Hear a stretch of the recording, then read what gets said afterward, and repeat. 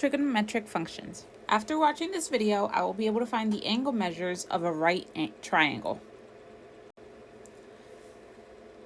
So everything we've learned up to this point, SOHCAHTOA, which were the trig ratios, and the inverse using our calculators, is basically to find information about our right triangles.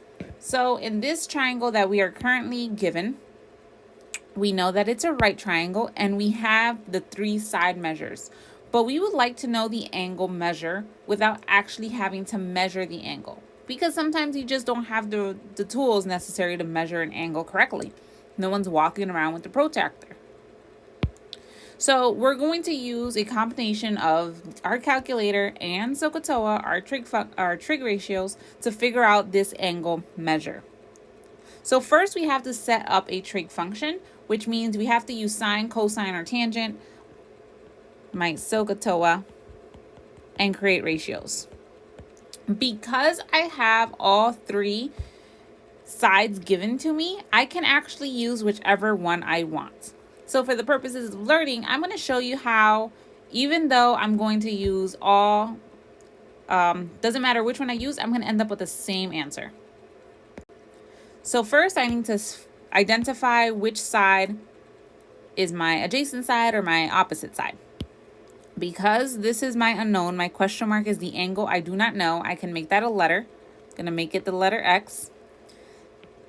This would be opposite side. My bigger number is my hypotenuse, which means this is my adjacent side. So I'm going to set up my ratios.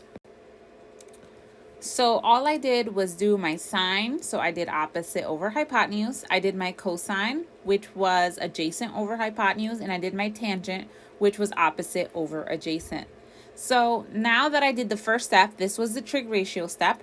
Now I'm going to do my calculator step because I actually want to find the angle measure, meaning I want x all by itself. So I need to do the inverse of each function.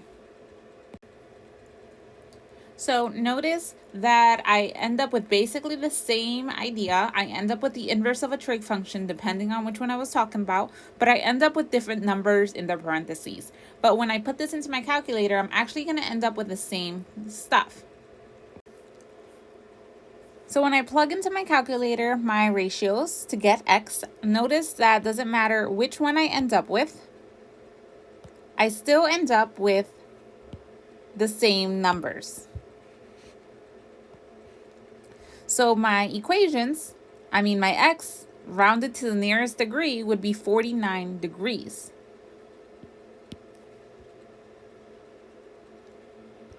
So it doesn't matter which ratio you use, you will still end up with the same answer. So in our previous example, we ended up all with the same answer. So you might be wondering, why do we have 3 trig ratios if all 3 give you the same exact thing? Well, sometimes you're not given all the information, you're only given certain information. So for example, here you have a triangle where you're only given 2 pieces of information. So in this case, you do not have all the information necessary to choose whichever one you want. You're gonna be forced to pick only one of them. So I'm gonna identify my information. If I'm trying to find this angle X here, my unknown, well, this would be my opposite side. Because my 5 is right across the right angle, this is my hypotenuse, which means this other angle is my adjacent side. So when I have SOHCAHTOA, I have no information given about the adjacent side. There is no A.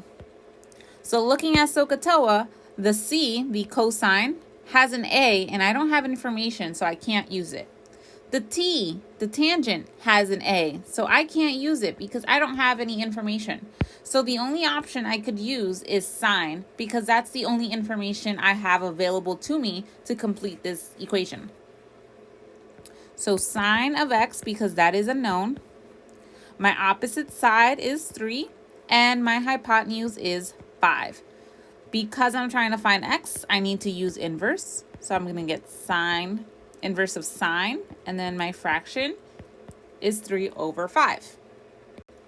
So I pull up my scientific calculator, make sure it's in degree mode, sine 3 over, not 4, 5. When I round my answer to the nearest degree, I end up with approximately 37 degrees. So x is equal to 37 degree symbol. So this is telling me that this angle right here in yellow is 37 degrees without having to actually measure it. So you try. Find the measure of the indicated angle below.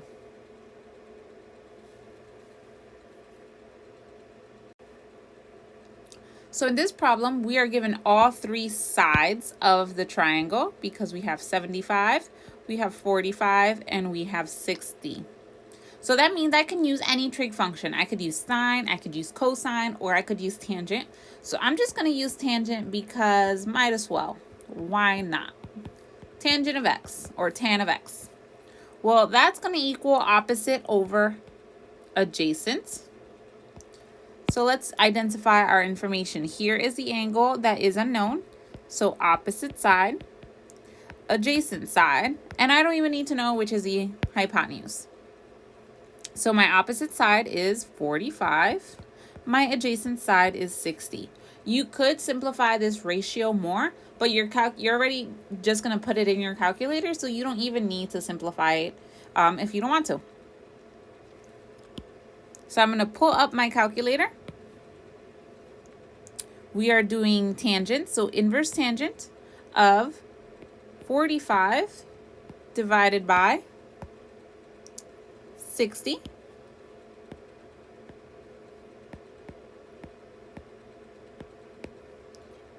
And that's going to equal 36.86, etc., rounded to the nearest degree, so 37 degrees. So the correct answer will be C.